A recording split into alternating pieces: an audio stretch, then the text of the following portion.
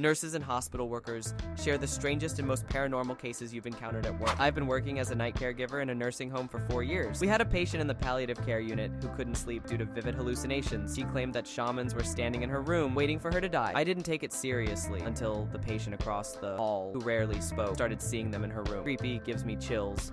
At that time, I was also working in a public hospital, caring for a patient who required individual care. The woman had vivid hallucinations. She saw people crawling on the floor and touching the legs of anyone not in bed. She described in detail the creepy moment when someone touched my leg while I was sitting on a chair next to her. The situation was worsened by the fact that she was a good storyteller, and I knew she was mentally ill and had real hallucinations. When I worked in a nursing home, several times after a person died, the alarm button in their room would go off. When I responded to the call, no one was there. There was also a case where an elderly man died an unpleasant death, and the nurses had to perform CPR on him. That night, staff on duty said they saw him at the end of the corridor, just strolling, as he always did. After that, the alarm on the door he always tried to open to leave went off. It was a secure unit for Alzheimer's patients with dementia. I work as a nurse in the emergency department. We received an elderly woman who was near death. Her medical record indicated a do not resuscitate order, so we didn't plan to perform serious procedures.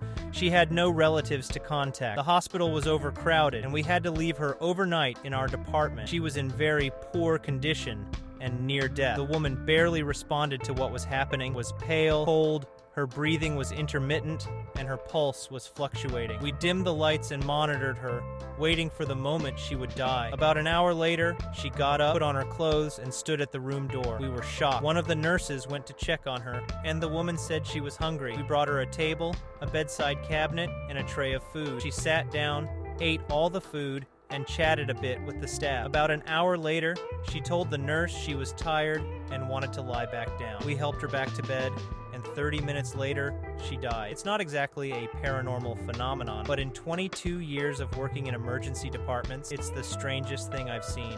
When I was a student, I was called to a stroke patient. The woman needed resuscitation, and CPR was performed on her. She was resuscitated for 45 minutes, but she died.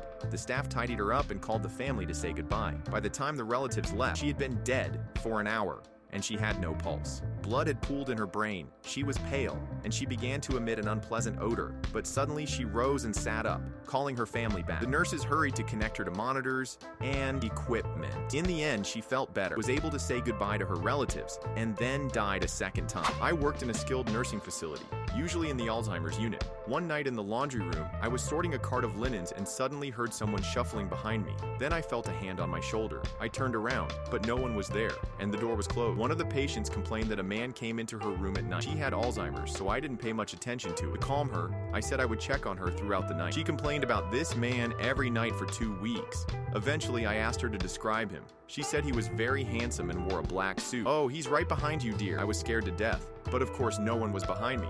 The next night, this patient died in her sleep. About 2 years ago, we were treating patients during a fungal meningitis outbreak. We had 20 people in our emergency department. During this outbreak, 10-15 meningitis patients, ranging in age from 20 to 90, had the same hallucinations. They saw children sitting in the corners of the rooms and heard religious music. I saw a mannequin blink. It was when I was in college preparing to get my nursing assistant diploma. We had regular mannequins for training. We dressed them, bathed them, and made their beds. The mannequins had catheter attachments. We didn't store all the equipment in the classroom. Some were in a small storage room that was locked. One time, we needed to get something from there. I volunteered to go to the storage room. I think I needed to bring clothes for the mannequins. When I unlocked the door, I saw pitch darkness. It seemed as if the room was sucking in the light. Turning on the light, I saw the most inhuman, terrifying mannequin I had ever seen. It lay on an old stretcher. The mannequin's face didn't look human. It was contorted and looked as if it was in agony. I took what I needed and left, and when I looked back, I saw one of the mannequin's plastic eyelids close and open. I was very scared and didn't go back to that room for the rest of the course.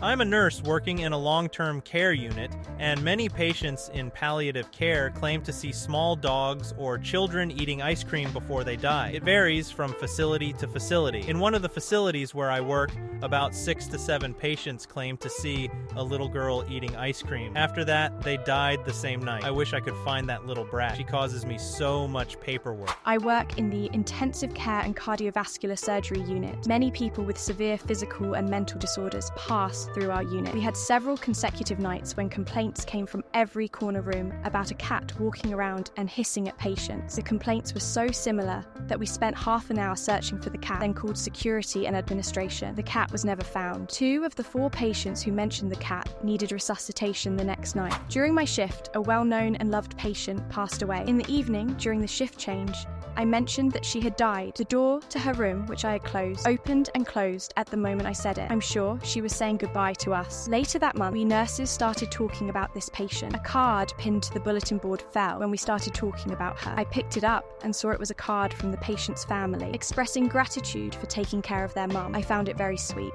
I am a nurse. One night, a relative of one of the patients ran to the nurse's station in a panic. "Nurse, come quickly," she shouted. I ran to the room and saw a small elderly patient crying and holding onto the bed, which was shaking violently. You might think she was shaking it herself. But no, the grandmother was very weak and emaciated. She couldn't even slightly shake the bed rails. There were 2 other patients and their relatives in the room, all huddled in the corner, trembling with fear. Later, it turned out that this room was rarely used, and the bed the old woman was on was rarely occupied. People who slept on it complained of nightmares in which they heard screams and laughter of angry children. Apparently, some restless spirit chose this bed. Some restless. I worked as a nurse in a hospital for over 2 years. Every time a patient said they dreamed of a cat, they needed resuscitation within 24 hours. It wasn't a hospital where resuscitation was often performed. Once, I had a conflict with the doctor about this. Our nurse mentioned that his patient dreamed of a cat, and he planned to keep a close watch on him. The chief doctor, without even addressing him, waved it off and said it was unnecessary. Then he stated it was complete nonsense, and that we shouldn't bring it up. I don't know if it's a paranormal phenomenon, or maybe in our culture cats are considered omens, so our subconscious pays attention to them when something is wrong. But either way, the mentioned patient needed resuscitation and later died. A very creepy story.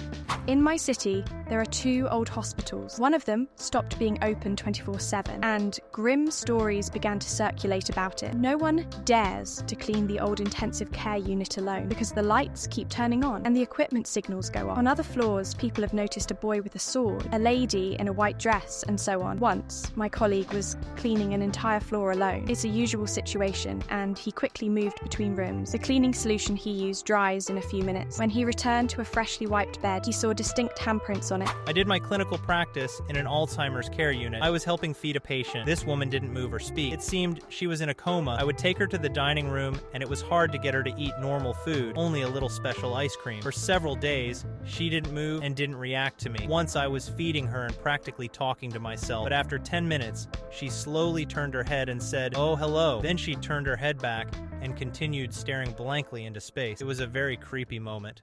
Like, share, and subscribe!